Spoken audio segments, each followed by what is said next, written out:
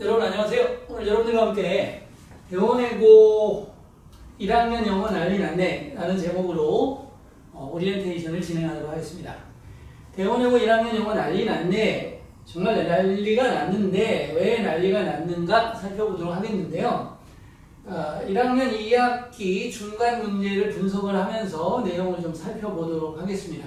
가장 주요 타겟은 바로 변형 문제가 등장했다라는 거죠. 본문을 가지고 그대로 출제하게 되면 어렵지 않습니다. 근데 본문을 그대로 가지고 출제하는 게 아니고 본문을 변형해서 출제한다든지 본문과 관련된 주제로 새로운 지문을 출제한다든지 이런 것들이 이번 시험에 등장한 아주 난제로 떠오른 화두가 되겠죠. 그러면 이것을 어떻게 해결할 것인가, 그 해결법도 같이 살펴보고, 이제 보통 이 외부 지문율이라는 개념이 있는데요. 이게 바로 뭐냐면 본문 내신 시험범위에 해당하는 부분을 공부를 했을 때 몇 점을 맞을 수 있고 또 이 문제가 그대로 나오냐, 또 변형이 얼마나 되냐의 문제인데, 보통 외고들은 20% 정도의 외부 변형률을 가지고 있습니다. 그래서 외부 지문율이라고 하는 걸 가지고 있는데 이번에 대원외고 1학년은 이게 30%가 넘었죠. 그런데 문제점은 30%가 넘었는데 학생들의 성적은 90점대에서 3, 4등급의 컷이 작용이 되고 있다는 거죠. 그래서 굉장히 상위권이 초밀집됐기 때문에 이런 현상이 나오고 있는 겁니다. 그래서 대원외고에서 4등급까지가 지금 굉장히 영어를 잘하는 학생들이고요. 그 중간이 좀 비어 있습니다. 중간이 좀 비어 있고, 그러니까 80점대의 학생들이 많지 않습니다. 90점대 학생이 굉장히 많이 몰려 있고요. 80점대가 좀 비어 있습니다. 그 다음에 70점대, 60점대가 다다닥다닥 붙어 있습니다. 마라톤으로 얘기를 해볼게요. 마라톤을 얘기하면 1등부터 10등까지의 구간이 되겠죠. 상위 10% 정도에 해당하는 1에서 3등급 정도의 구간이 다닥다닥 붙여 있습니다. 덩어리로 뛰어가고 있는 모습이고요. 중간은 한 명 한 명씩 이렇게 서너 명이 나오고 있는 모습이고요. 그 다음에 여기 부분, 70점대, 60점대 부분이 아주 엄청난 덩어리로 지금 몰려있는 이런 현상이 있습니다. 그래서 1부터 4초까지가 별들의 전쟁이고 나머지 부분이 좀 드문드문하고, 그러면 5, 6등급 학생들에게는 희망이 있는 거죠. 5, 6등급이 4, 5, 4까지 진입하는 데는 어려움이 없다. 그런데 4에서 3등급 안에 들어가는 것은 굉장히 철의 장벽을 넘어서야 한다. 이렇게 볼 수가 있습니다. 지금 조금 전에 학생이 카톡을 보내온 자료인데 1학년 2학기 영어 출제 범위가 나왔습니다. 그래서 교과서인데 능률 거죠. 보통 다 하는데 몇 개 안 나오고 킬로그램이 안 나옵니다. 그래서 기본적으로 그냥 하면 되는 부분이고요. 이거는 안 하면 안 되기 때문에 하는 거예요. 교육부에서 지정하는 것이기 때문에 반드시 반영하도록 되어 있습니다. 그래서 쉽게 출제합니다. 레딕스 리딩 책이죠. 이게 어렵습니다. 난이도가. 토플 개념의 책인데, 이제 어머니나 학생들이 착각하면 안 되는 게, 중학생 특히 준비하는 학생들은 토플 책이니까 토플이면 되겠구나. 껍데기는 토플인데 실제로 이제 시험 문제를 보겠습니다만은 토플식으로 절대 출제가 되지 않습니다. 그 외고만의 독특한 난이도를 만드는 출제 원리가 있기 때문에 그렇게 공부를 하지 않으면은 토플을 했건 탭스를 했건 다 통하지 않습니다. 그래서 다 무너지게 된다라는 얘기죠. 그래서 해야 되고, 보통 유니트는 이렇게 2개 정도에다가 액츄얼 텍스트 1개, 그래서 유니트가 총 3개 정도의 시험 범위가 해당이 됩니다. 다 합쳐놓으면 한 60페이지 정도 됩니다. 페이지 수로 한 60페이지 정도 되는데 이 60페이지를 다 외워야 됩니다. 외워야 되는데 이 외운 것들이 그대로 나오는 게 아니고 아까 말씀드렸죠. 외운 게 그대로 나오면 시간도 문제가 안 돼요. 근데 외운 게 그대로 나오는 게 아니고 어떻게 나온다? 외운 것들 리라이팅 해놓고 알맞는 것들을 고르라 이렇게 나오기 때문에, 또 외운 지문을 리라이팅 하지 않고 그대로 나오더라도 단어들이 바뀌어 있습니다. 그 단어가 증가하다가 감소하다가 되면 이거와 관련된 맥락 단어들이 같이 바뀌어야 되거든요. 그렇기 때문에 다시 한번 봐야 돼요. 그래서 이번에 가장 힘든 것들이 뭐였냐라고 하면 시간이 없었다, 시간이 빠듯했다라는 것이 전반적 문제점으로 등장하죠. 그 이유도 있습니다. 이 이유가 뭐냐? 간단합니다. 대원외고는 보통 시험을 볼 때 시험지가 6에서 8장 요 정도로 출제가 되는데 이번에 시험지는 12장입니다. 12장. 12장이나 되기 때문에 30% 정도의 읽고 풀어야 되는 양이 증가했죠. 그래서 3등급 이내의 학생이 아닌 학생들은 거의 훑어보면서 풀었고, 그러다 보니까 본문 변형은 많았고, 그래서 나는 자신 있게 풀었는데 오답으로 채점이 되는 경우도 의외로 많아서 굉장히 좌절되는 시험이었다 이렇게 볼 수 있는 겁니다. 자, 어떤 학원에서는 설명할 때 이것이 대원외고의 신경향이다, 새로운 경향이다 이렇게 말하는 것도 있는데 이게 신경향이 아니고요. 외고 폐지론 전에 외고 인기가 나왔던 시대의 외고 시험 문제 전성기 시대, 그렇죠? 등급을 바꾸는 건 별들의 전쟁이고 등급은 전혀 바뀌지 않는다. 그래서 등급은 계급제다, 카스트 제도다 라고 대원외고의 눈물이라고 제가 글을 썼었죠. 이런 시대로 복귀하는 겁니다. 7년 전에 출제 경향으로 복귀하는 것이지, 지금 이제 7년 전에 내신 대비를 안 했거나 전문적이 아닌 선생님들은 그때 시절을 모릅니다. 그렇기 때문에 새로운 경향이다. 그렇지, 2, 3년 전에 경향이 바뀌었으니까 새로운 경향인데 이걸 10년 사이클로 보면 옛날 7년, 10년 전으로의 복귀이다 이렇게 볼 수 있는 것이지, 새로운 경향이라는 건 잘못된 거죠. 자, 그 다음에 리딩 마스터라는 책이 있는 거죠. 리딩 마스터라는 책이 있는데 이 책에서 유니트 3개 정도 또 나오는 겁니다. 그다음에 미니 모고사 4회, 5회 정도 나오는 거고, 미니 모고사에는 문법 문제 출제를 안 하겠다라는 얘기를 했죠. 그래서 문법을 배제하고 해도 되는데, 배제하고 하면 안 되는 겁니다. 왜냐하면 각 문장에서 문법적 연습을 해서 문법 문제를 강화시키는 것으로 통해서 본문 학습을 강화시켜 줄 수 있는 소스로 쓸 수 있는 거기 때문에, 여기서는 문법 문제 안 나오니까 여기서는 문법 문제 안 해야 돼, 이런 공부 자체는 보통 이미 나는 5등급 맞을래 라고 정하고 공부하는 거죠. 그래서 목표가 3등급이, 물론 5등급이 괜찮죠. 근데 목표가 높은 학생들은 이런 학습을 하면 무덤 가는 겁니다. 자, 그래서 이거 보시면 구글 30일 날리고 이번 시험 어땠니? 라고 시험 봤던 학생 겁니다.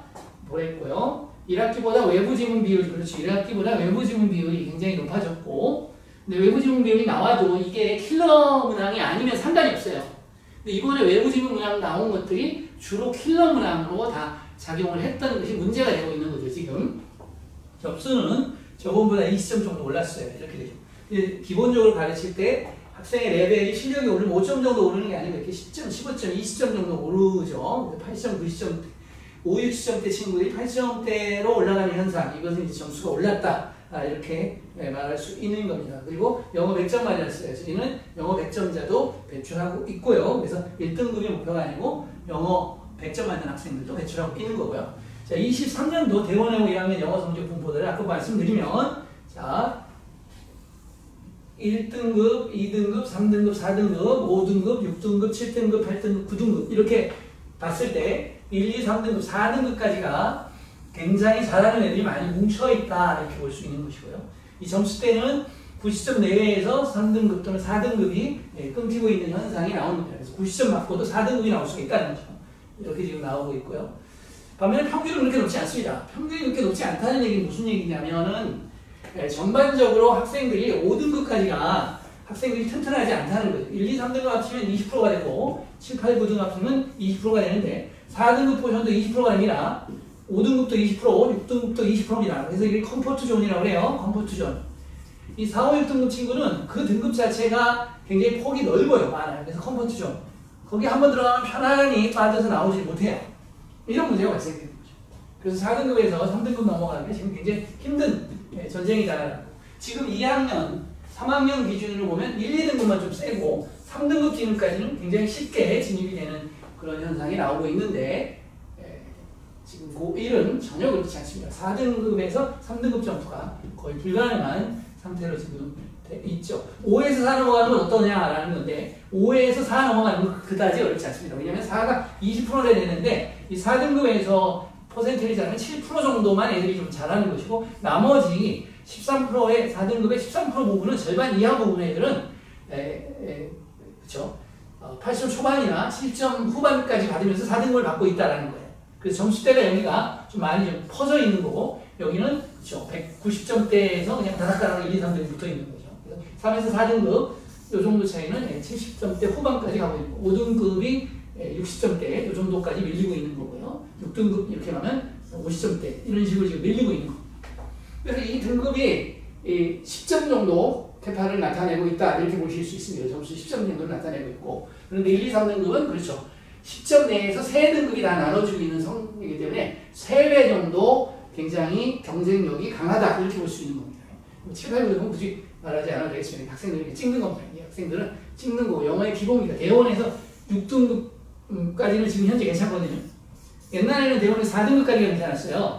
근데 지금 이거는 6등급까지가 괜찮은 정도고 7, 8, 9등급은 외고를 전혀 생각을 안 했거나 외고가 어떤지 잘 모르고 들어와서 지금 완전히 멘붕이 된 상태에 있는 학생일 겁니다. 그리고 이 학생들은 실제로 영어의 기본이 약하기 때문에 등급이 오른다는 건 실제 거의 불가능에 가깝습니다.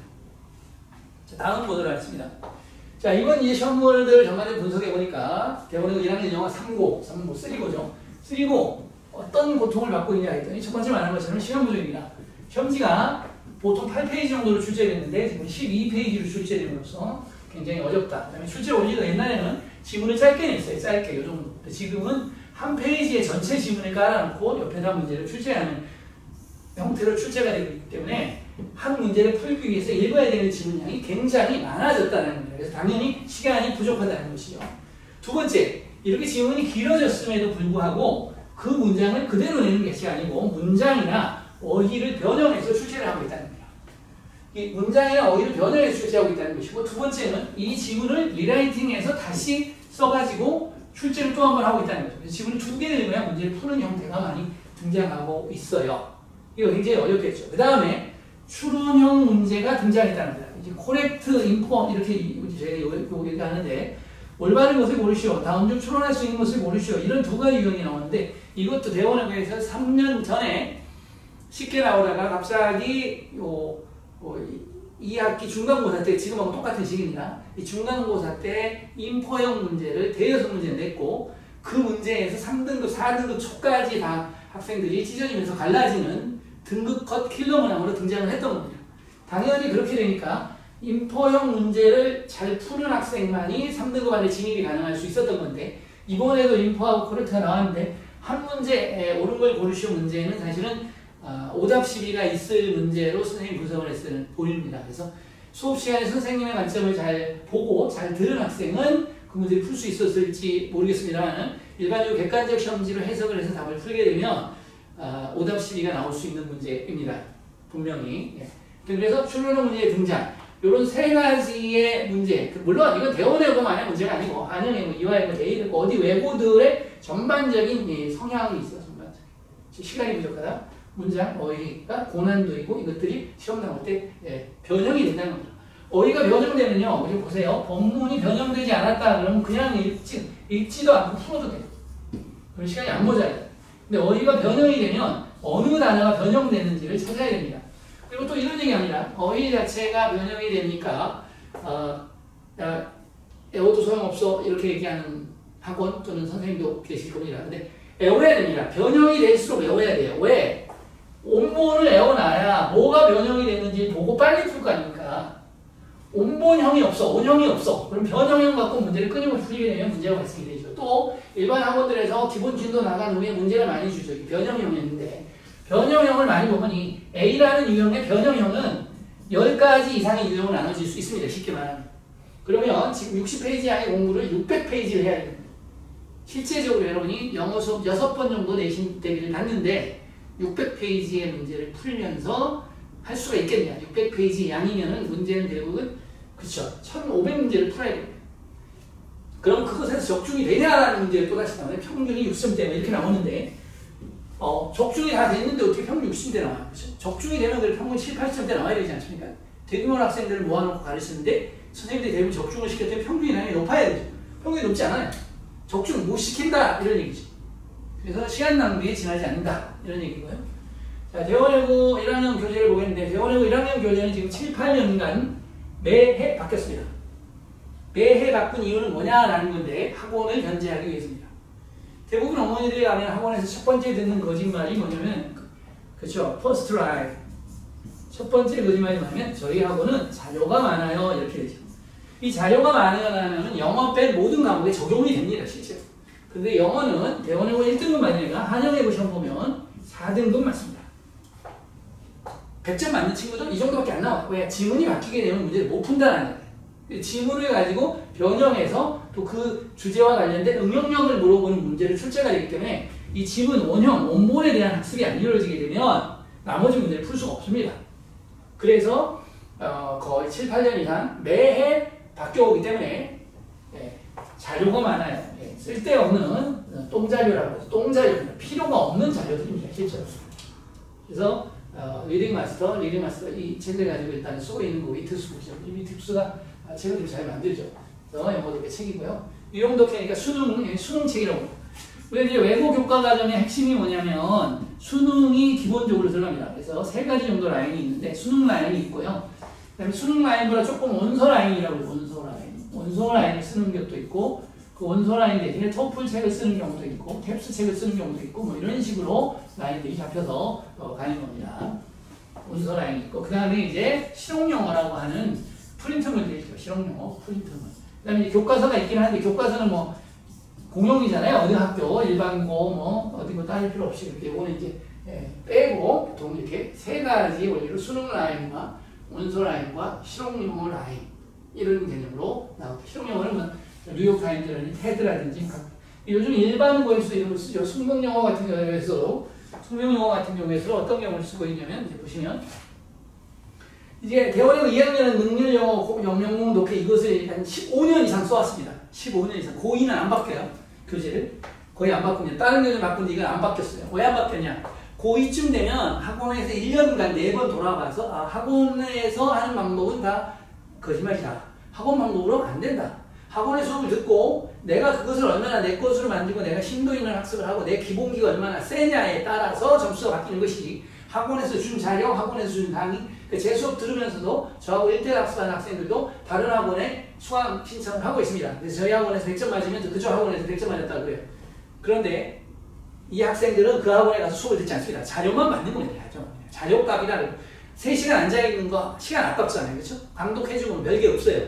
그래서 자료만 그냥 돈 내고 받아오는 거예요. 비싼 자료 사는 겁니다. 그런데 문제점은 그 비싼 자료가 적중도 안 되고 있다는 것이 문제이죠. 그리고 그걸 다 알기 때문에 대원여고 2학년 교재는 안 바뀌고 꾸준히 계속 출제합니다. 그러면 이 말은 통할 수가 있겠네요. 데이터가 많으면 데이터가 많고 그렇기 때문에 잘 된다. 그런데 대원여고 학교 앞에서 기출문제 팝니다. 교실 뒤에도 기출문제가 버젓이 나와 있습니다. 그런데 그럼 기출문제하고 똑같은 문제를 선생님이 낼 거다? 착각이죠. 인터넷에 뜨겠죠. 작년 문제 똑같은 문제 떴다. 대원여고에서. 선생님들이 바보입니까?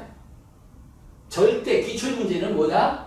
이런 정도의 이런 급으로 나온다의 예시이지 기출문제와 똑같이 출제되지 전혀 않는다는 겁니다.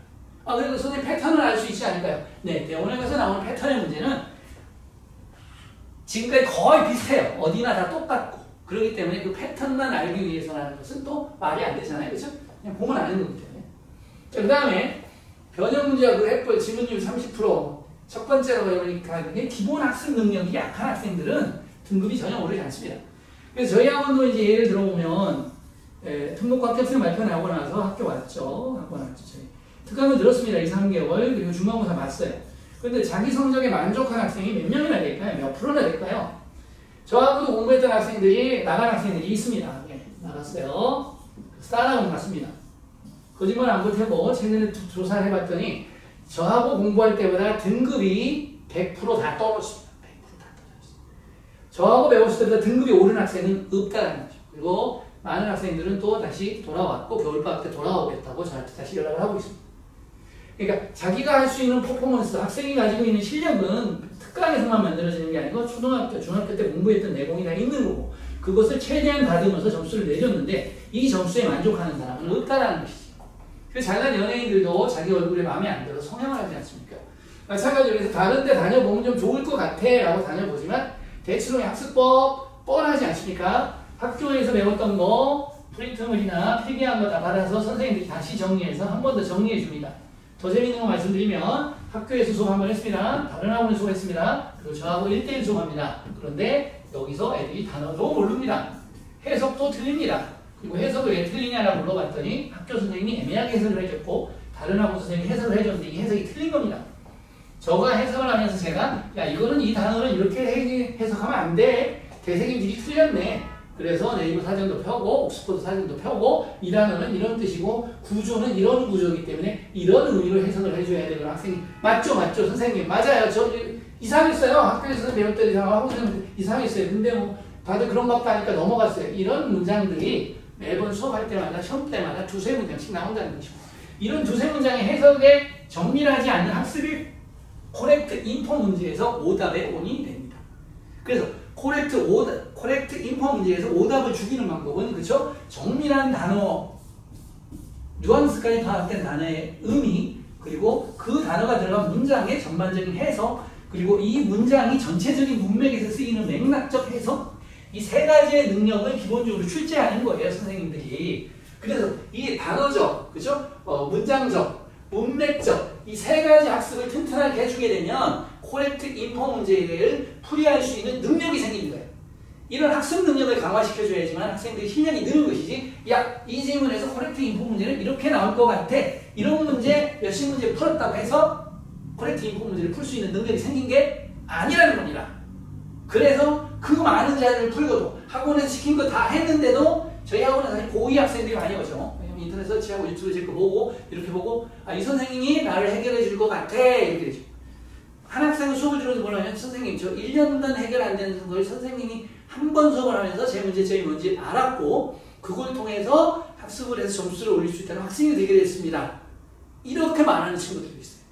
근데 대부분이 강의식 수업을 듣다 보니까 자기의 문제점을 모릅니다. 그래서 저희는 1대1로 수업을 하면서 그 학생이 단어가 뭐가 문제인가, 해석이 뭐가 문제인가, 맥락적 해석을 못하고 있는가, 이해력이 떨어지는가 이런 부분을 전반적으로 학생을 잡아서 만들어주는 겁니다.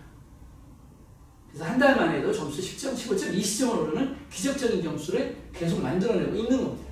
그래서 고위 학생들이 오면 보통 1년 이상 저하고 공부를 합니다. 스트레스 받지 않고 편안하게. 자, 그러면 이제 대원하고 문제를 이제 분석을 하면서 좀 가보도록 해줘요. 문제가 이렇게 글을 읽고 문제를 푸시오 이렇게 나오죠. 자, 얘기를 드려보면 이 문제가 나오는데 이 문제가 어디에서 얘가 변형됐을까, 얘가 변형됐을까, 얘가 변형됐을까를 모른다는 거예요. 지금은 변형의 시대가 되어버렸기 때문에 어떤 변형이 어떻게 나올지 모르기 때문에 학생은 이 문제를 열심히 정독해서 빠르게 읽어야 돼요. 그럼 빠르게 읽으려면 원문을 정확히 암기하고 있어야지 어디가 변형됐다를 생각을 하면서 문제를 풀게 되죠. 그냥 이 지문을 보고 밑에 문제를 풀게 되면 어떤 문제가 발생되죠? 그렇죠. 본문이 변형되어 있기 때문에 답도 변형이 돼야 되는데 생각 없이 문제를 풀어서 원문대로 풀어서 변형 문제에 오답이 나온 겁니다. 자, 길이를 한번 볼까요? 여기서 여기까지 이렇게 패시지를 굉장히 길게 출제하고 있다는 것 학생들한테 시간 압박의 원인이 되겠죠. 굉장히 큰 문제점이 되겠죠. 그리고 이렇게 추론 문제가 바로 등장합니다. 그러면 이렇게 보겠습니다. 원문이 변형이 안 됐다라고 볼게요. 그럼 그대로죠. 그런데 잘못 추론한 학생은 이렇게 물었고 잘못 출제한 학생은 모두 고르시오 아니면 두 개 고르시오 이렇게 주제가 그냥 옛날에는 모두 고르시오 문제가 많았는데 그렇다 보니까 시간 압박이 너무 많고 스트레스가 너무 많아서 교육청에서 애고들한테 실사를 해서 권고를 했습니다. 모두 고르시오 출제를 자제할 것. 그리고 모두 고르시오 출제하려면 두 개 고르시오, 세 개 고르시오를 지정할 것. 이렇게 교육청에서 권고를 했어요. 그래서 요즘은 이제 몇 개 고르시오 이렇게 출제하는 경향이 많습니다. 그래서 사람이 이렇게 나오는 거고 아까 본문이 나온 거죠. A라는 원문을 가지고 A라는 원문에서 추론을 해낼 수 있는 것을 고르는 거죠. 그럼 결국 뭐죠? A라는 것을 또 다른 리라이팅을 해놓고 이 리라이팅한 것이 얘하고 서로 맞냐 아니면 여기에서 이렇게 이런 의미로의 전환이 가능한가 물어보고 있는 거죠. 그러면 뭐가 필요하겠습니까? 학생의 그렇죠. 원문, 강동, 능력 새로운 원문이 등장한 거고 이 새로운 원문에 강독을 해서 원래의 원문과 비교해서 이건 맞아, 이건 틀려 이렇게 나와야 되는데 세모가 나오게 되면 문제가 발생이 되는 거죠. 그럼 세모는 어디에서 나오냐? 글의 이해에서 나오기도 하지만 실제로는 단어에서 많이 나올 수 있습니다. 모르는 단어가 여기 하나만 등장했어요. 이게 이제 특히 신입생들이나 이렇게 보면 너 대원하고 샤제 엄마들이 나와빨리 보고 너 봐봐 어떤 거 같아 보니까 모르는 단어 거의 없어? 모르는 단어 한 개 있는데 바로 이 모르는 단어 한 개 때문에 이 문제는 날아가는 겁니다. 그리고 이 문제가 이렇게 2점, 6점, 3점 두 개만 날아가게 되면 바로 4등급으로 내려가게 되는 거예요. 대원하고는 공부 못하지 않습니다. 시험 못 보지 않습니다. 잘 보는데 등급이 안 좋게 나오는 것 뿐이죠. 그걸 아셔야 됩니다. 다른 학교보다 이 상위권의 친밀도가 굉장히 높아요. 그 대일 같은 경우하고 비교해보면 대일 같은 경우에는 70 몇 점 맞고도 3등급이 나올 수 있습니다. 근데 대원에서는 70 몇 점 맞게 되면은 당연히 5등급, 6등급을 밀려오게 되겠죠. 이런 문제가 발생이 됩니다. 그래서 쉬운 것 같지만 쉽지 않다.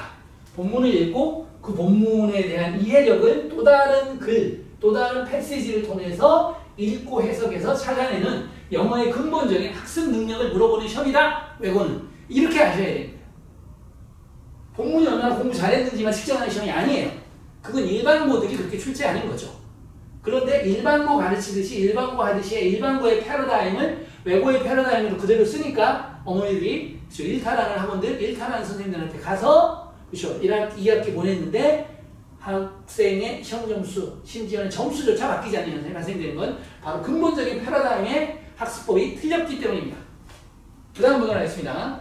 자, 그러면 아까 이렇게 긴 문제가 냈는데 이어서 문제 보면 추론 문제가 나오고 그 다음에 기능을 보기에서 있는 대로 고른 것은 이렇게 말합니다. 그럼 다시 말하면 아까 그런 알로그루밍에 대한 내용을 한 거고 알로그루밍의 기능은 패시지를 전반적으로 분석해서 이 패시지의 내용을 문장들로 지금 요약해 놓은 거예요. 이 글을 바탕으로 기능, 이 기능을 주로 설명한 거고 그 기능들이 1번 기능, 2번 기능, 3번 기능을 맞게 요약하는데 물어본 거고 그걸 다 고르는 걸 찾는 문제인데 여기에서도 한번 보겠습니다. 뭘 봐야 되냐면 부모님들이 보실 게 바로 뭐냐면 바로 이거예요.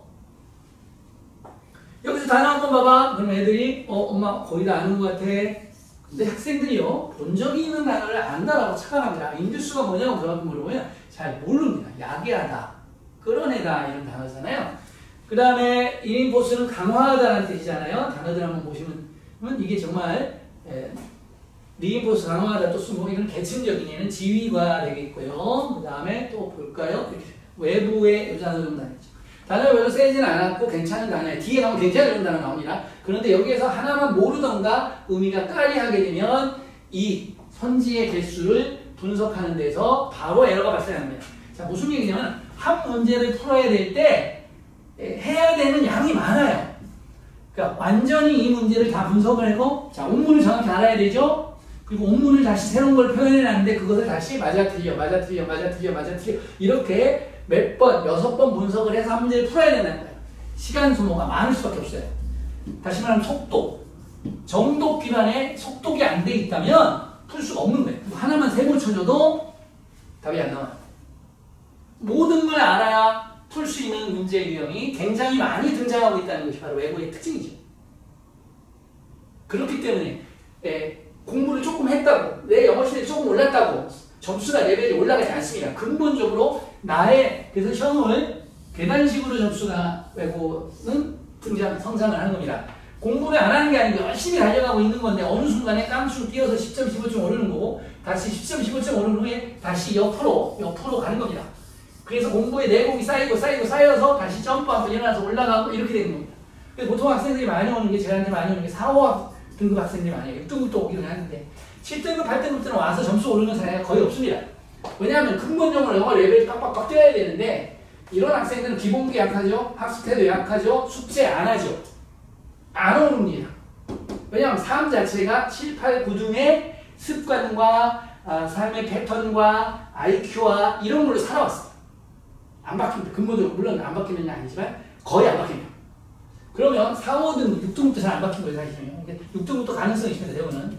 근데 대원외고가 아닌 학생의 6등급은 잘 안 바뀝니다. 그래서 6등급 이내에서 4, 5등급, 6등급, 4, 5등급 학생들은 이 점프가 빨리 일어난다는 거예요. 빨리. 그래서 올라가고가 돼서 1, 2, 3등급의 계열에서 같이 싸우는 등급으로 발생이 됩니다. 고2 학생도 지금 배우는 학생들 보면요. 6등급 맞았어요. 고1 때 1년 내내 6등급 맞았어요. 근데 저하고 이제 공부를 하면서 바로 점프해가지고 3 찍고 그 다음 시험에서 2 찍고 그래서 지금은 객관식은 다 맞아요. 시험 실수를 한 개 틀리고 주관식에서 선생님이 이제 고2 주관식은 나의 생각을 맞춰봐 이런 유형이 출제가 돼요. 선생님이 수업 시간에 설명했어요. 그 설명한 것을 한글로 쓴 거죠. 영어로 쓰는 게 아니고 써야 되는데 선생님이 표현할 때 표현 방법을 안 쓰게 되면 감점이 되는데 이 학생이 계속 감점을 받습니다. 이게 왜 감점을 받냐? 뻔한 겁니다. 왜? 본인이 5, 6등급이었기 때문에 수업을 열심히 안 들었던 거예요. 레벨이 올라가는데도 선생님이 출제자이기 때문에 학교 선생님에 대해서 포커싱이 돼 있어야 되는데 이 포커싱이 좀 약해요. 내가 학원에서 공부하고 내가 공부해서 점수를 올렸지 학교 선생님이 잘 가르쳐서 올린 게 아니야 라는 마인드가 기본적으로 깔려있기 때문에 학교 수업을 꼼꼼하게 필기도 안 하고 선생님이 그렇다 보니까 주관식에서 이 원인, 기능을 주로 서술하시오 이랬는데 이것을 제가 봤을 때도 답을 봤거든요. 제가 2개 감점 맞은 거. 그랬더니 이거 맞는 건데 라고 하는데 선생님 맞죠? 맞아 내가 봐도 이거 답인데 그랬더니 학생이 하는 거예요. 선생님이 표현하는 방법, 선생님이 가르치는 방법이 아니라서 감점을 해요. 계속 감점을 하는 거죠. 그러면 이게 뭐가 바뀌어야 돼요? 학교 선생님과 포커싱이 되지 않는 학생은 1, 2, 3등급을 절대 못한다는 얘기. 학원에 너무 의존하면 안 된다. 영어 실력 올리는 건 학원에 의존해야 되는 게 맞아요. 시험에 출제 방법은 학원에 의존하면 안 되고 학교 선생님에게 완전 포커싱이 돼 있어야 한다. 이런 얘기입니다. 자, 됐고요. 14번 문제를 보겠습니다. 낱말의 쓰임이 적절하지 않은 것 이렇게 나옵니다. 자, 여기서 보세요. 본문이 그대로고요. 본문이 그대로인지 봐야 되지만 본문에서 이게 have인데 don't have를 have로 바꿨다고 생각을 해보세요. 그럼 여기가 플러스가 마이너스로 바뀌게 되면 여기도 결함이 있느니 장점이 있는 이렇게 바뀌어야 됩니다. 상호관계. 그래서 변형의 시대가 되면 이런 부분을 문제 풀 때 굉장히 싫어하는 경우가 많아요. 이 3년 전에 이런 변형이 별로 없었어요. 지금 변형의 시대예요. 인네이트 선천적인이고 역동적인이고 고립이라는 뜻이고 그 다음에 요 단어를 내가 모른다고 칩시다. 이 본문에서는 separate라는 단어가 나온 건데 intertwine을 바꾸는 거예요. 그러면 A라는 단어를 B로 바꾸게 되면 문제가 발생이 됩니다. 왜? 이 B가 동의어이면은 안 틀린 거죠. 그런데 이게 반이 오면 틀린 거죠. 근데 나는 이 단어를 몰라요. 동의어인지 아닌지, 동의어인지 반의어인지 판단이 안 돼요. 게임 끝난 거죠. 그래서 나는 단어 한 개 모를 뿐이야, 이 문제에서. 그런데 그 단어 한 개 모르는 것이 바로 나의 등급을 3등급으로 만들어버립니다. 그럼 단어 한 개를 모르는 단어가 없게 하려면 실제로 대원해보는 어휘 수준이 조금 고급으로 가기 때문에 실제로는 어휘력 2000개의 싸움입니다. 어휘력 2000개. 이 모르는 단어 하나를 없애기 위해서는 기본적으로 고급 어휘 2000개가 늘어야 된다는 얘기예요. 2000개는 쉽게 늘지 않습니다. 데일리 테스트나 이런 데서 2000개를 학습을 할 수는 있겠지만 제가 그래요. 아빠 연봉이 얼마야? 아빠 연봉이 1억이라고 칩시다. 아빠 통장에는 1억이 쌓여 있나요? 없잖아요. 마음강률, 손실률이라는 게 발생이 되죠? 없어요. 마찬가지입니다. 내가 1년에 5000개의 단어를 학습했어요. 실제로 나한테 액티브 보캡을 들려 잔존하는 어휘는 1000개도 안 남습니다. 20% 정도만이 내 거로 남아요. 그래서 2000개를 실제로 늘리기 위해서는 1년에서 2년 정도의 영어 학습 시간이 필요하게 됩니다. 그런데 시험은 2달에 한 번씩 계속 보는 거기 때문에 2000개의 어휘를 강화하는 게 불가능하게 가깝다는 거죠. 근데 저희 학원은 방법이 있습니다. 하루에 500개 정도의 단어를 집중적으로 학습을 함으로써 8번 정도 수업을 하게 되면 4000개의 고급 어휘를 학습시키고 잔존 어휘를 2000개 정도를 남겨두게 만들어줍니다. 그래서 현장에 가면 애들이 선생님 옛날에 모르는 단어 보는데 지금 모르는 단어가 안 나와요. 이렇게 만들어줍니다. 그래서 어휘력으로 감점되는 문제를 한 방에 해결해 줍니다. 방학 때. 그러면 대원학에서 나온 단어는 어느 정도냐 이렇게 말씀을 드리면 어느 정도는 준비를 해야 될까 이런 얘기인데 토플 수준이냐? 아닙니다. 토플 만점 만든 애들도 내신 4, 5등급 나오는 애들이 많습니다. 안 통한다는 거예요. 탭스는 좀 통하죠. 탭스는 고급 어휘가 좀 많습니다. 그렇지만 탭스는 너무 고급 어휘가 있어서 대원외고에 필요 없는 어휘들도 좀 있더라. 1000여 개 정도가. 요걸 좀 걸러줘야 된다. 그래서 토플은 기본적으로 깔고 가야 되는 단어일 뿐이고 토플 단어도 모르면 안 되겠죠. 토플 위의 단어가 탭스가 됐고요. 탭스 위에나 또 탭스 동급이거나 탭스보다 살짝 위가 SAT나 GRE라는 시험이 있죠. 미국의 대학 입학 시험, 미국의 대학원 입학 시험 GRE가 있습니다. SAT, GRE까지가 출제되고 있다는 거죠. 왜 SAT, GRE가 출제되냐를 따져보면 대원외고는 국제반을 많이 운영했고 대원외고뿐만이 아니라 일반적 외고들이 다 국제학부를 운영했었습니다. 국제학부 운영하면 국제학부에서는 해외 유학파를 보내는 건데 유학을 보내려면 SAT나 GRE를 반드시 봤어야 하고 학교 선생님들이 SAT, GRE를 다 강의를 하셨다는 것이고 또 해외파 선생님들은 SAT, GRE에 대한 경험이 다 있으신 거죠. 그래서 킬러 문항, 고난도 문항은 실제로 SAT나 GRE급에서 출제가 되는 것이지 토플급에서나 수능 고난도 어휘거나 이런 부분에서 결판이 나지 않는다는 겁니다. 그래서 저희는 예비고 학생들부터 시작해서 방학 때는 SAT나 GRE 고급 문장을 통해서 고급 어휘를 숙달시키도록 만들어줍니다. 그래서 적게는 하루에 300개, 많게는 하루에 500개까지의 학습량을 만들어서 어휘를 급신장시키는 프로그램을 돌리고 있습니다. 이게 안 되면요. 대부분 이제 딴 데 오면 문법 특강이라 하고 앉아있거든요. 저희가 하는 말은 문법이라 하고 자빠졌네 이렇게 말하고요. 단어 독해도 모르는 애들을 문법 독해하고 지랄하고 자빠져 있으면 아무것도 안 된다. 그래서 망가지는 거예요. 완전히 애들이. 근본이 모르는 거죠. 근본이 뭐예요? 근본이. 기본적으로 건물 세울 때하고 똑같아요. 뭐예요? 골격과 뼈대를 먼저 잡아놓고 나서 리모델링하고 커튼 달고 뭐 이런 일을 하는 거죠. 이게 바로 문법적인 요소인데 이 골격도 아직 안 서는 애들한테 문법 강의라면서 왜 문법 강의 하기 쉽잖아요. 강의 잘하는 폼을 잡을 수가 있잖아요. 뭐. 단어 독해를 어떻게 올리는지에 대한 프로그램이나 시스템이 없어요. 근본적으로 데일리 캐스트 보는 거 외에는 없다라는 거예요. 그러니까 못하는 거죠. 자, 그 다음 보도록 하겠습니다. 자, 보시면 이렇게 나와 있고, 아까 말한 대로 이 단어를 모르기 때문에 이 단어가 동의어인지 반의어인지를 몰라서 결국 이 문제를 못 푸는 문제가 돼버린 겁니다. 어휘 하나로 등급이 바뀌다. 자, 15번, 17번 문제 보시면요. 쭉 이렇게 나와 있습니다. 자, 15번, 17번 문제가 길어서 이렇게 두 개로 쪼개놨는데 엄청 길지요. 이렇게 긴 지문 거의 통째로 지금 출제를 했는데요. 이렇게 출제한 후에 문제는 어떻게 나오냐면 성격이 다른 것은 이렇게 물었습니다. A부터 E까지 표기를 해놓고 성격이 다른 게 뭐냐고 물어보고 있습니다. 다시 말하면 패시지를 전반적으로 놓고서 밑줄 그어진 것들이 성격상 같은지 다른지를 판단하라는 거예요. 그렇죠. 이게 바로 크리티컬 리딩 능력 아닙니까? 글을 읽고 전반적으로 각각의 표현들의 일치성을 물어보는 문제죠. 자, 이렇게 시험 문제가 나오는데 이런 시험 문제를 학원 선생님들이 통째로 되는 부분적인 문제를 만들어서 잘 주지만 이렇게 통째로 패시지를 보면서 분석하는 문제를 만들어주는 경우는 거의 없다는 거죠. 그래서 적중이 안 된다 이렇게 말하는 겁니다. 또 보시면 이것도 똑같이 연결되는 문제가 추론한 내용으로 적절하지 않은 것은 이라고 문제를 출제했습니다. 답은 4번과 이번에 5번이었는데 4번은 당연히 적절하지 않는 게 맞거든요. 근데 아니죠. 네. 답이 이거는 다음 문제 착각했습니다. 5번이 맞습니다. 5번이 맞고요. 그래서 언더버우라는 단어하고 디포메이라는 단어를 알면 문제를 쉽게 풀 수 있는 문제 유형이었고 이거는 추론이었지만 키노랑이 아니었습니다. 이게 쉬웠습니다. 그래서 이 정도는 쉽게 가는 문제였고요. 그 다음에 접속사, 연결사 넣는 문제가 출제됐는데 이것도 어렵지 않게 풀 수 있었던 문제죠.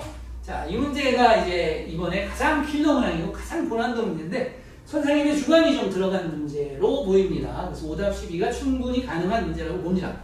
자, 이때도 지문을 이렇게 출제를 하신 거고요. 이 지문에 대해서 출제 방법은 패러프레이징으로 출제했습니다. 옳은 것을 모르는 건데 이 글에서 이렇게 재진술할 때 틀린 걸 고르시오 이렇게 나옵니다. 그래서 답은 4번과 5번이 나왔는데 이 5번이 바로 오답 12의 문제가 될 수 있는 부분입니다. 추론을 하면 이 부분이 충분히 추론이 될 수 있는 부분이기 때문에 추론이 될 수 있는 부분이기 때문에 오답이 됩니다. 근데 이게 옳은 것을 고르시오 문제니까 추론이니까 안 되지 않냐 이렇게 이제 볼 수 있는 부분이에요. 그래서 수업 시간에 얼마나 잘 듣고 선생님과 포커싱이 되어 있냐에 따라서 좀 답이 바뀔 수 있는 유형이었던 거죠. 출제자는 선생님이다. 네, 불변의 진리죠. 자, 20에서 21번 보도록 하겠습니다. 21번에서 22번 문제를 보시면 문제가 쭉 이렇게 나와 있습니다. 네, 이렇게 쭉 나와 있고요. 자, 보시면 문제가 이렇게 나와 있고요. 그런데 이 문제를 보면은 몇 줄을 긋고 다양하게 문법적인 요소나 표현들에서 틀린 걸 찾아내라 이런 문제가 지금 나오고 있거든요. 그러니까 지문을 통째로 꼼꼼히 분석해서 문제를 풀 수 있는가를 물어보는 문제가 되기 때문에 이것도 시간을 많이 잡아먹는 유형이다 이렇게 볼 수가 있겠죠. 23번 문제 보도록 하겠습니다. 23번 문제 보시면 이것도 패시지를 낸 거고요. 보시면 이 패시지를 리라이팅한 겁니다. 패시지를 요약형으로 다시 썼다. 그러면 알맞는 표현을 찾아주시오 라고 문제가 나온 건데 이 define이라는 단어 특목고에서 굉장히 많이 나오는 단어죠. define은 반항하다, 무시하다, 도전하다. 그래서 뭐뭐를 defy한다. defy your imagination 그러면 너의 상상력에 도전한다. 상상하기 어렵다. 상상하기 불가능하다. 이렇게 해석이 되는 단어인데 이제 센 단어 하나 써서 결국은 판단을 맡긴 거고 답이 된 거죠. 그리고 이 문장을 이제 해석을 또 해야 되는 거죠. 근데 대부분은 본문이 이렇게 나왔고 본문은 수능에도 유형이 있지 않습니까? 두 칸 줄이고 고르는 거 단어 정반대 이렇게 해서 푸는 거잖아요. 열등하냐 우수하냐 이런 식으로 푸는 거라 쉬운데 내신에서 이 문제가 나오면 한영예고도 나오고 다 나와요. 이 유형은. 이 유형이 나오면 한 군데 뚫은 데도 있고 한영예고는 두 개 뚫어서 내거든요. 두 개 들 거야 세 개 들 거라면 선생님 마음이니까 결국은 만들면 되는 건데요.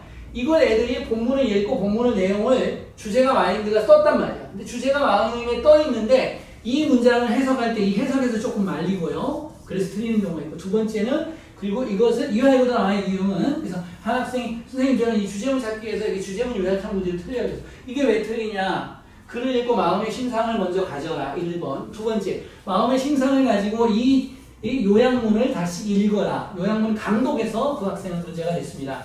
요약문이 강독이 안 되니까 선지를 집어넣어서 답을 찾는 게 문제가 발생되겠죠.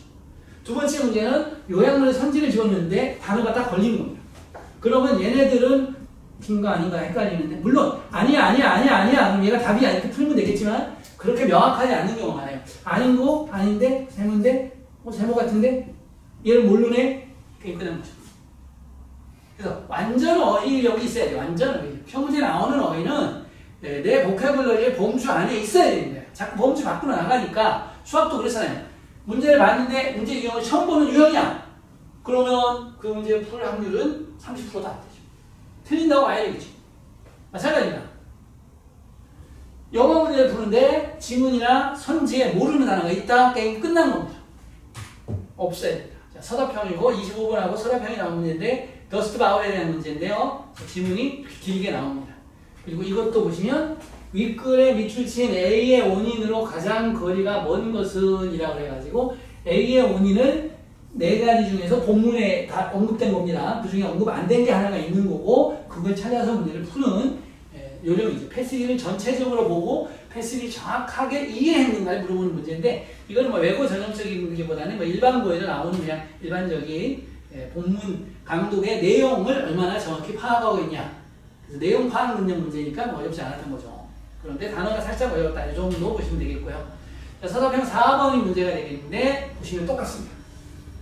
아까 글을 준 겁니다. 아까 밑에요. 아까 이 글을 준 거고 이 글을 다음과 같이 정리하고자 한다. 다음과 같이 리라이팅 해놨다. 이 리라이팅 해놨는데 이 리라이팅 해놓는 것에 알맞는 표현을 써야 되니까 이것은 새로운 지문이죠.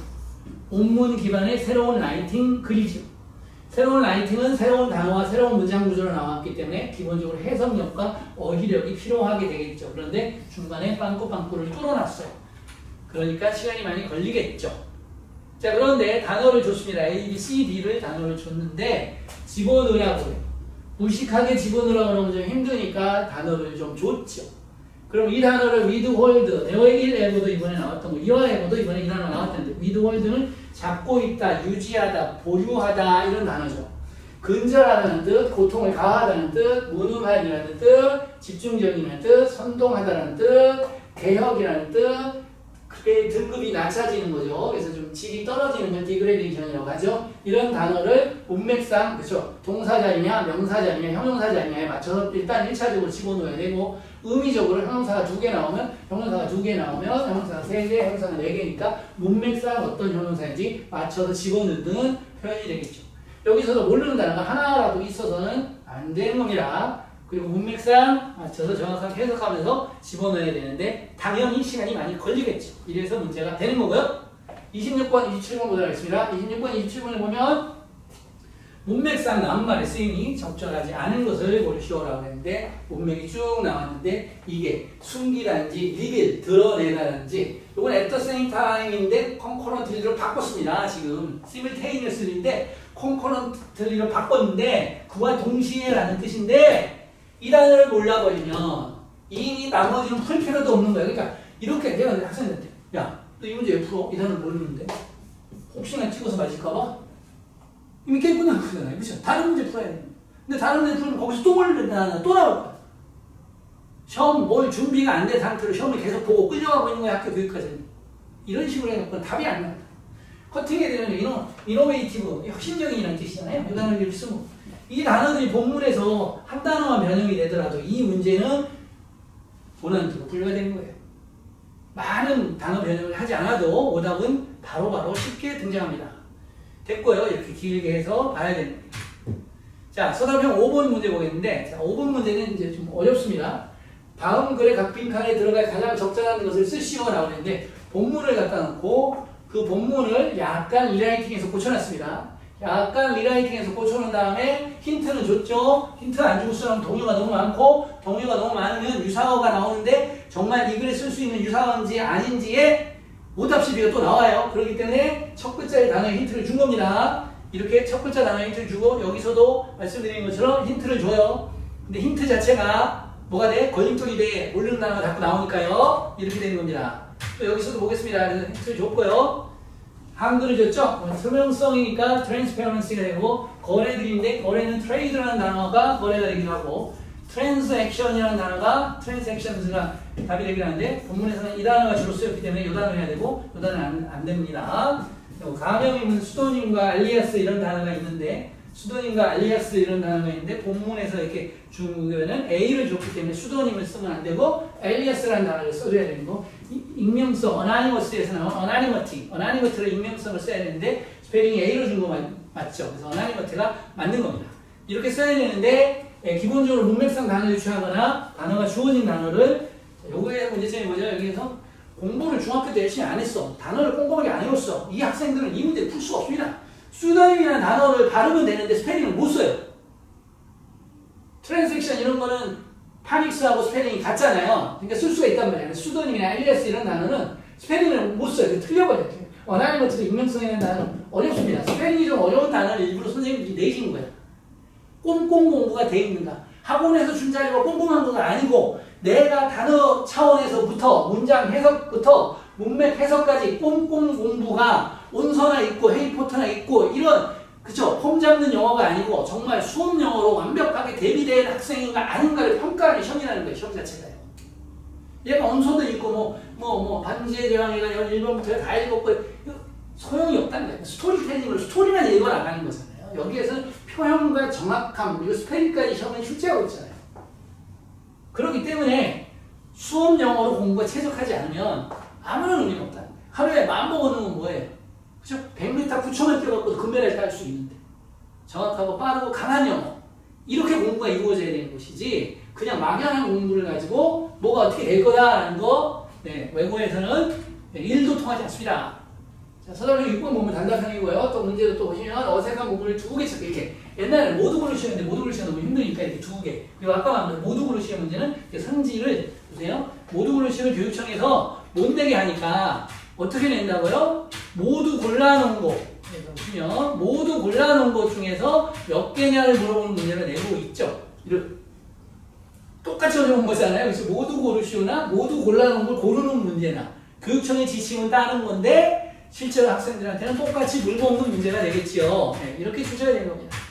제도나 방법이 바뀐다고 해서 근본적인 실력이 없는 상태에서 어떻게 설명회 많이 다니시잖아요. 뭐 하면 된다고 비법이고 뭐 이런 거 많이 다니시잖아요. 그게 안 통한다는 걸 아셔야 됩니다. 근본적으로 좋아져야 돼요. 자, 요거는 이제 문법 문제가 나오는데 대원외고는 이제 문법 수준 이런 거죠. 한영외고 따져보면 문법 수준이 높지 않습니다. 대원외고 문법 수준 한영보다는 높습니다.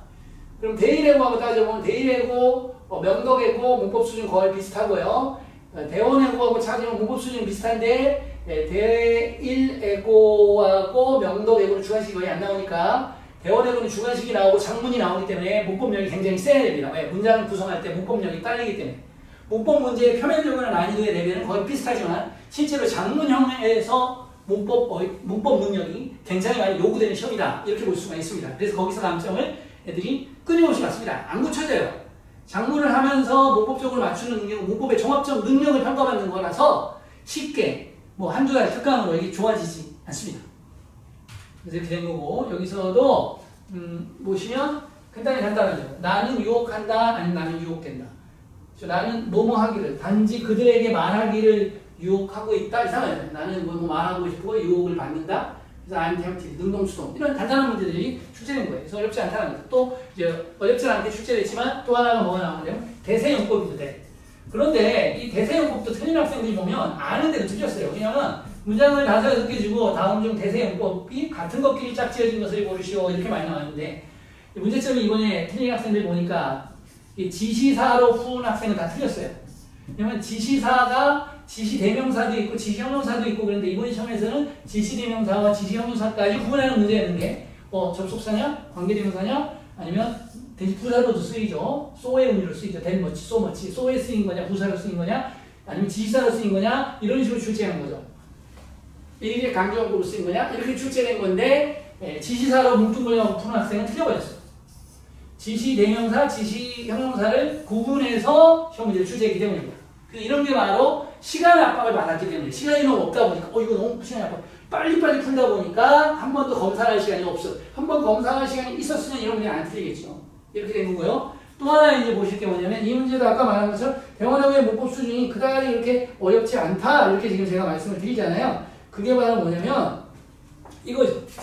가정법도 보시면 가정법 과거 지금 뭐가 왔습니까? 완료가 뭐잖아. 우도 해본 미스들이니까 가정법 완료. 그럼 여기가 가정법 과거 완료. 헤드 기분이 돼야 되죠. 헤드 기분. 헤드 기분 이렇게 놓습니다. 그래서 이부가 생각되면 다시 헤드가 나와서 도치가 되겠죠. 이 정도까지 출제가 되는 겁니다. 혼합가정법으로 출제되기도 하고 그 정도까지가 나오지 아주 어렵게 나오죠. 오히려 문법이 좀 어렵게 나오고 짜증나게 나오는 것은 어디죠? 중학교 3학년 문법이 굉장히 짜증나게 어렵게 나오죠.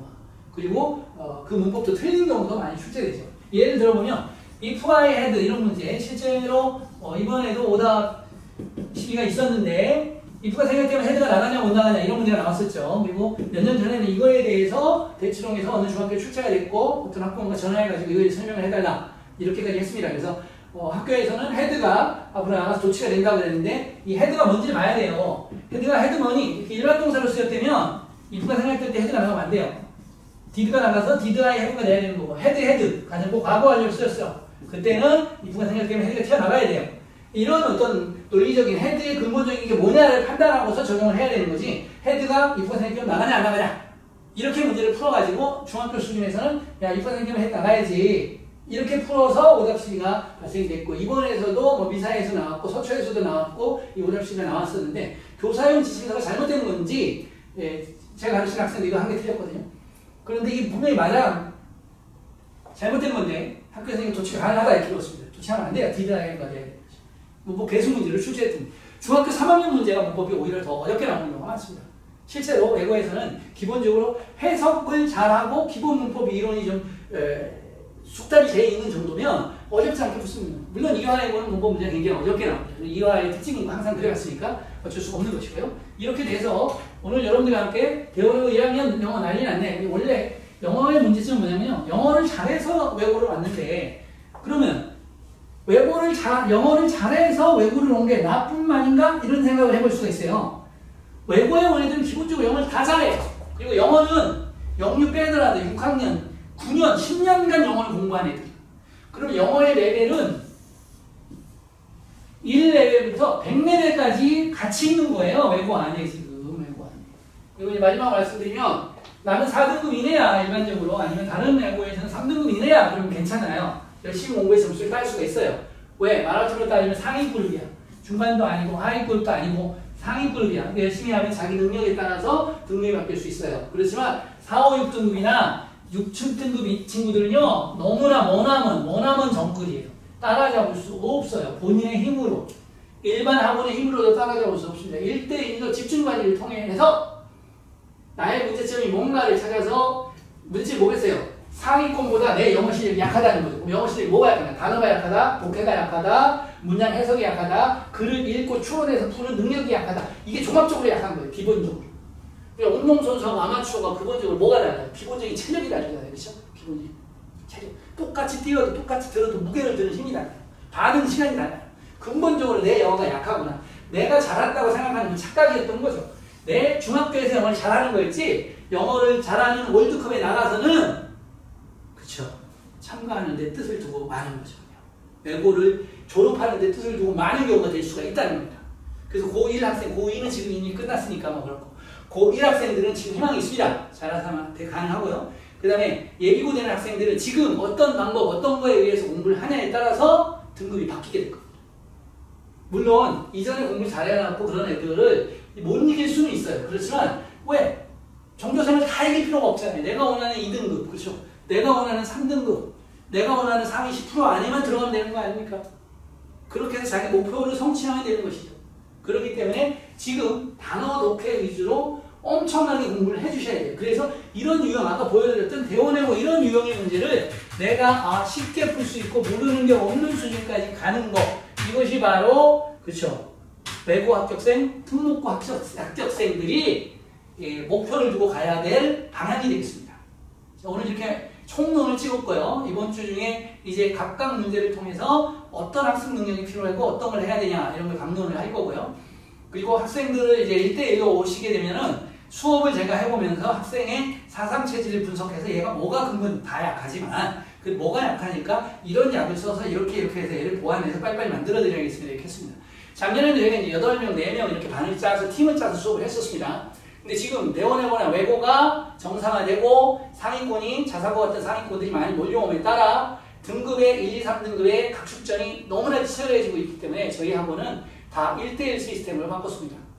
수업료는 조금 부담이 되시겠지만 1대1이나 1대2 시스템을 통해서 학생의 영어 레벨을 빨리빨리 껑충껑충 뛰게 하는 게 목표지 모아놓고 강의하고 공연하듯이 하는 영어는 그쵸 인강 수준밖에 못 됩니다. 아니면 인강 수준도 안 되는 겁니다. 그냥 사람들이 몰려가니까 군중심리에 따라가는 건데 그런 방법으로는 통하지 않습니다. 저희는 말씀대로 외고 이화외고도 동시 영어 100점 만점 배출하고 6등급 50점 받는 친구들도 2달, 3달 만에 95점, 98점을 만들면서 성적을 향상시키고 각 학생들이 행복한 학교 생활을 할 수 있도록 영어에서 자신감을 회복해서 다른 과목도 향상될 수 있도록 이런 에너지를 만드는 교육을 지금까지 해오고 있고요.